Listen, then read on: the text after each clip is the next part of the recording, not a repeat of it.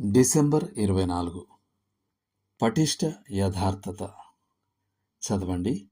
యోబు గ్రంథం 1వ అధ్యాయం 1 నుండి 5 వరకు. ఊజు దేశమునందు యోబు అను ఒక మనుష్యుడు ఉండెను.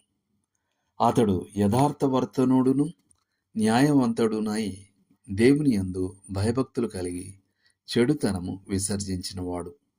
యోబు 1:1. లార్డ్ బైరన్ ఇలా రాసినప్పుడు సరిగ్గా చెప్పాడు. సత్యం ఎల్లప్పుడూ వింతగా ఉంటుంది, కల్పన కంటే వింతగా ఉంటుంది. యోబు గ్రంథం మతపరమైన కల్పన కాదు. యోబు ఒక నిజమైన వ్యక్తి. ఈ వాస్తవాన్ని యెహెజ్కేలు మరియు యాకోబు ఇద్దరు ధృవీకరిస్తున్నారు. యెహెజ్కేలు 14 అధ్యాయం 14-20 వచనాలు, యాకోబు పత్రిక 5వ అధ్యాయం 11వ వచనం.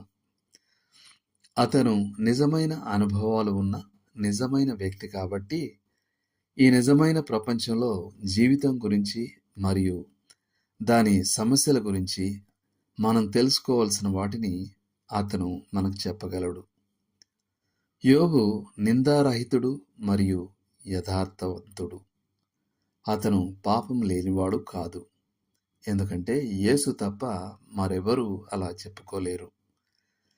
కానీ అతను తన గుణశీలంలో సంపూర్ణుడు మరియు పరిణతి చెందినవాడు మరియు ప్రవర్తనలో నిష్కపటి. నిందారహితుడు అని అనువదించబడిన హీబ్రూ పదం యథార్థతకు సంబంధించినది. ఇది యోబు గ్రంథం అంతటా ఉపయోగించబడిన మరొక ముఖ్యమైన పదం. తన స్నేహితుల ఆరోపణలు మరియు దేవుని మౌనం ఎదుర్కొంటున్నప్పుడు యోబు తన యథార్థతను నిలబెట్టుకున్నాడు మరియు ప్రభువు చివరికి అతనిని నిర్దోషిగా నిరూపించాడు. యోబు గుణశీలానికి పునాది ఏమిటంటే అతను దేవునికి భయపడి కీడును విసర్జించాడు. ప్రభువుకు భయపడడం అంటే ఆయన ఎవరో, ఆయన ఏం చెప్తున్నాడో మరియు ఆయన ఏం చేస్తున్నాడో అనే దానిని గౌరవించడం. ఆస్వాల్డ్ చేంబర్స్ ఇలా అన్నాడు. దేవునికి భయపడడం గురించి చెప్పుకోదగిన విషయం ఏమిటంటే మీరు దేవునికి భయపడితే మరి దేనికి భయపడరు. కానీ మీరు దేవునికి భయపడకపోతే ప్రతిదానికి భయపడతారు. లోతుగా ఆలోచించాల్సిన విషయం.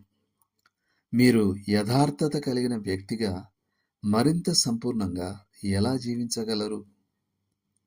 దేవుడు మిమ్మల్ని దీవించును గాక. ఆమేన్.